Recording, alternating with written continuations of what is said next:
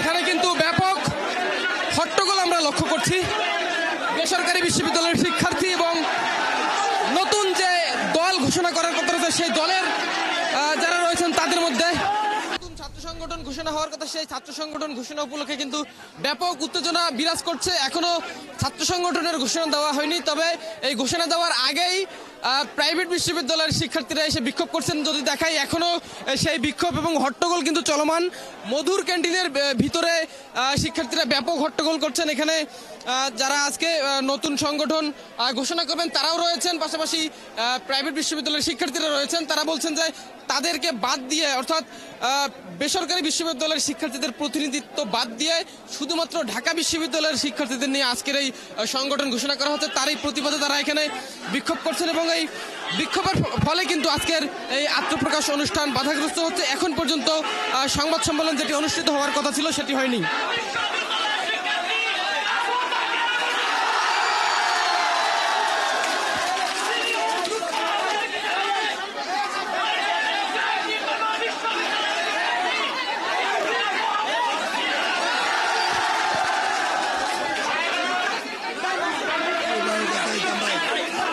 এখানে কিন্তু ব্যাপক হট্টগোল আমরা লক্ষ্য করছি।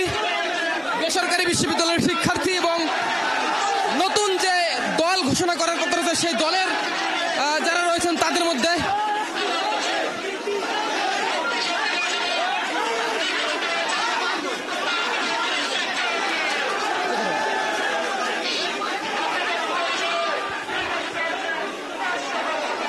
দুপক্ষের মধ্যে কিন্তু হাতাহাতির ঘটনা আমরা লক্ষ্য করছি। তারা এবং এই সংবাদ সম্মেলনকে কেন্দ্র করে কিন্তু ব্যাপক উত্তেজনা লক্ষ্য করা যাচ্ছে মধুর ক্যান্টিনে।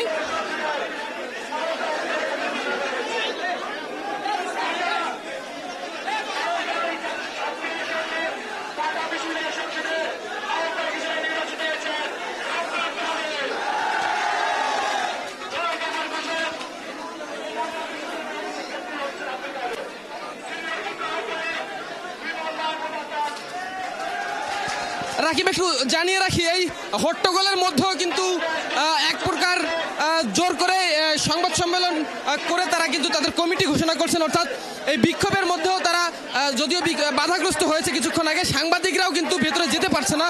তার মধ্যেই কিন্তু নতুন সংগঠনের যারা রয়েছেন তারা আত্মপ্রকাশ করছেন, অর্থাৎ কমিটির নামগুলো ঘোষণা করছেন, যদিও আমরা দূর থেকে সেসবের কিছুই শুনতে পাচ্ছি না। এই সংবাদ সম্মেলনে বেসরকারি বিশ্ববিদ্যালয়ের শিক্ষার্থীরা বাধাগ্রস্ত করার চেষ্টা করছেন। এখন যে সময়টাতে নাম ঘোষণা চলছে সাংবাদিকরা কিছু অংশ সামনে দিতে পেরেছেন, বাকিরা কিন্তু যেতে পারেননি এবং বারবার কিন্তু সেখানে বেসরকারি বিশ্ববিদ্যালয়ের যে শিক্ষার্থীরা রয়েছেন তারা কিছুক্ষণ আগে বিক্ষোভ করছিলেন, তারা সেই সংবাদ সম্মেলন বাধাগ্রস্ত করার চেষ্টা করছেন।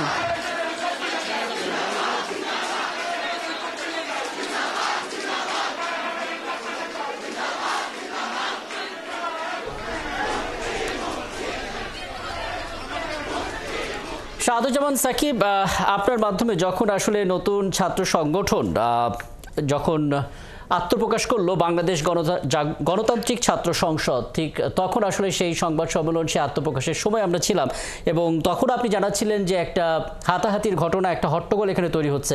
আপনি শুরু থেকে এখানে আছেন, মূলত কোন ইস্যুতে মতবিরোধটা তৈরি হলো, কি কারণে আসলে এই হট্টগোলটা হচ্ছে? আপনি বেসরকারি বিশ্ববিদ্যালয়ের শিক্ষার্থীদের কথা বলছেন, তারা আসলে মূলত কোন দাবি নিয়ে এখানে এসেছে এবং একটু জানাবেন আসলে মতবিরোধের জায়গাটা আসলে কি নিয়ে, সাকিব?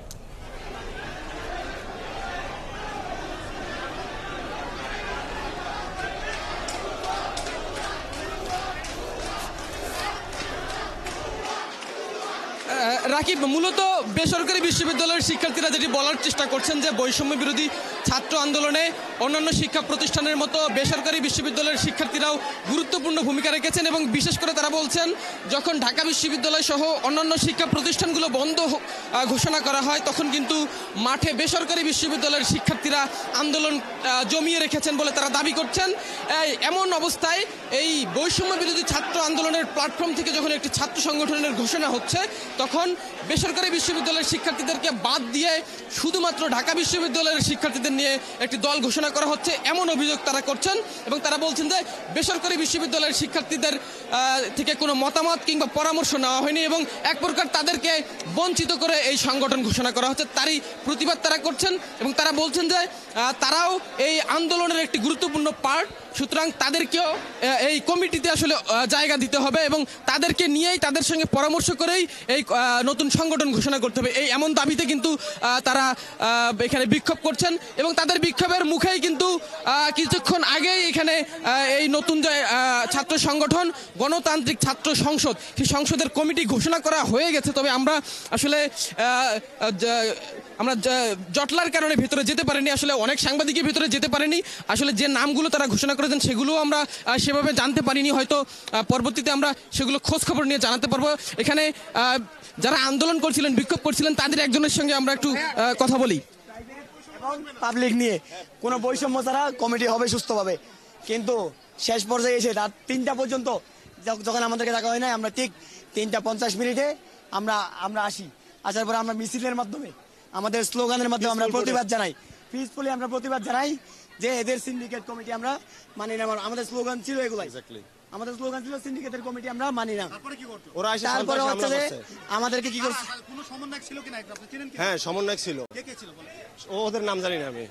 ওরা ক্যামেরা তো আপনারা সব ছিলেন, আপনারা দেখেন না কারা ছিল? ঢাকা ভার্সিটির শুভ একজন যে আমাদের গায়ে হাত দিছে, ওদেরকে আমরা শিক্ষার্থীরা এখানে যারা বেসরকারি বিশ্ববিদ্যালয়ের শিক্ষার্থী তারা কিন্তু অভিযোগ করছেন, তারা যখন এখানে বিক্ষোভ করছেন তাদের আক্রমণ করা হয়েছে বা তাদের গায়ে হাত দেওয়া হয়েছে এমন অভিযোগও কিন্তু তারা করছেন এবং এই মুহূর্তে কিন্তু এক প্রকার তাড়াহুড়ো করে তাদের নতুন যে ছাত্র সংগঠন সেই সংগঠনটি আত্মপ্রকাশ করেছে এবং তাদের কমিটির নামগুলো ঘোষণা করে তারা কিন্তু এই মধুর ক্যান্টিন থেকে ইতিমধ্যেই বিদায় নিয়েছে। তবে এখানে বিক্ষোভকারী শিক্ষার্থী তারা একদিকে রয়েছেন এবং নতুন ছাত্র সংগঠনের সমর্থকরা কিন্তু আরেকদিকে অবস্থান নিয়েছেন এবং তাদের মধ্যে কিছুক্ষণ আগে এখানে হাতাহাতির ঘটনা ঘটেছে। আমরা রয়েছি এখানে নতুন সংগঠনে কারা কারা আসলে দায়িত্বে আসলেন, তারা কোন প্রতিষ্ঠানের শিক্ষার্থী বা বেসরকারি বিশ্ববিদ্যালয়ে যারা বিক্ষোভ করছিলেন, অভিযোগ করছিলেন, তাদের কি অভিযোগ, সার্বিক বিষয়ে হয়তো আরো খোঁজ খবর নিয়ে আমরা আবারও যুক্ত হতে পারবো। রাকিব।